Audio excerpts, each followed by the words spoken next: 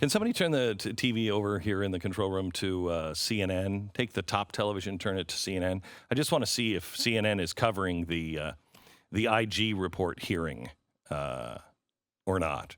Or if they'd be like, well, we've had enough hearings. Darn it. We don't need any more of those crazy hearings.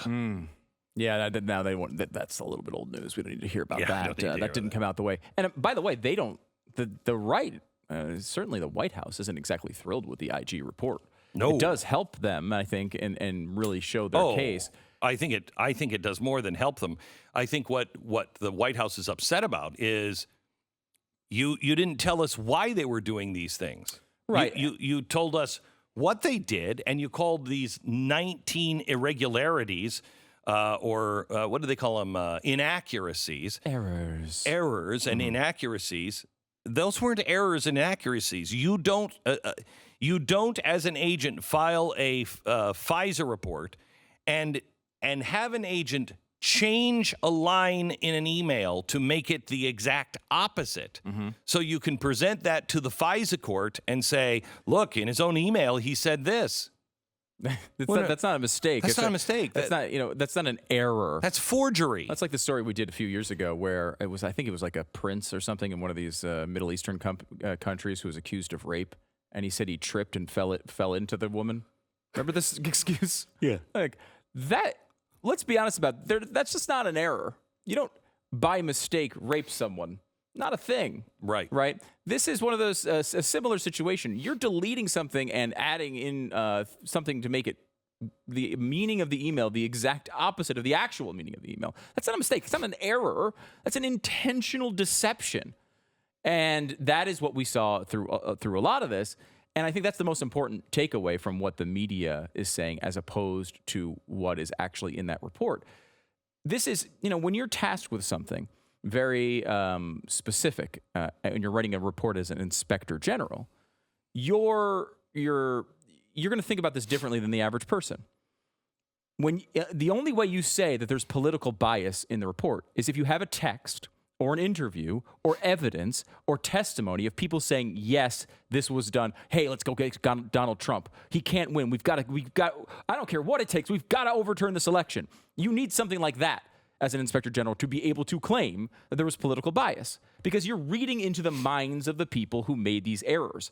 There's no actual explanation for the reason why they made so many errors all in the same direction to this one person who they didn't seem to like all that much. Now, you can pretty easily, as a human being, put the pieces together here and say there probably was some political bias, okay? But that's not what the inspector general is going to say, because he's looking at it in a legalistic sense, not in a normal human, this is, okay, I understand what happened here. That's not the way they're looking at it. So there probably was political bias. It's just not proven political bias. I mean, well, you sure don't get that from anybody's report on Donald Trump.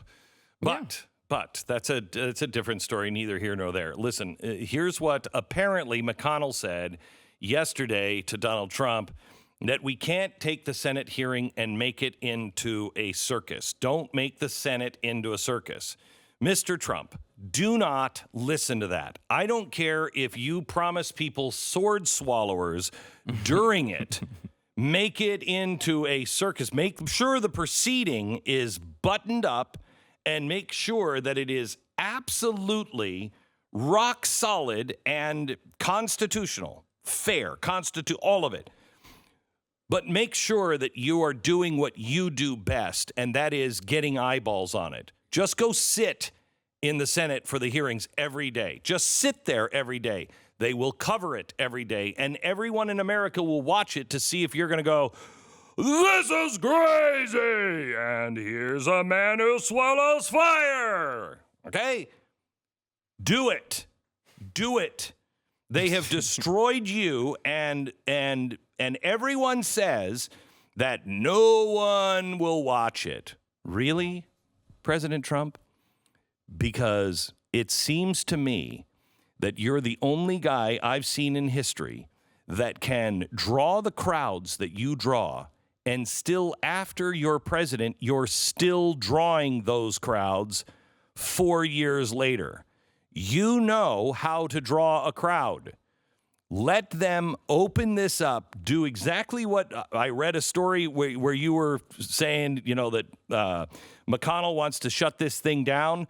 Open it all up. You will go down as one of the greatest presidents in history. If you expose this, you will destroy the Democratic Party. And if it means that you have to text things from your seat and everybody is watching just to see what you're going to do, is he going to throw a peanut? Is he going to throw a bag of peanuts at somebody down below in the Senate? Bring all the peanuts you can find. Let them do an honest and just trial, but open up and turn over every nasty rock. And people will watch it because you, sir, know exactly how to draw a crowd. This was meant for you.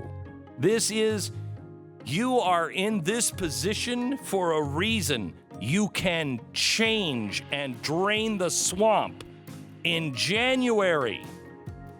That's my Christmas miracle that I'm praying for. Beg Donald Trump to go down that road.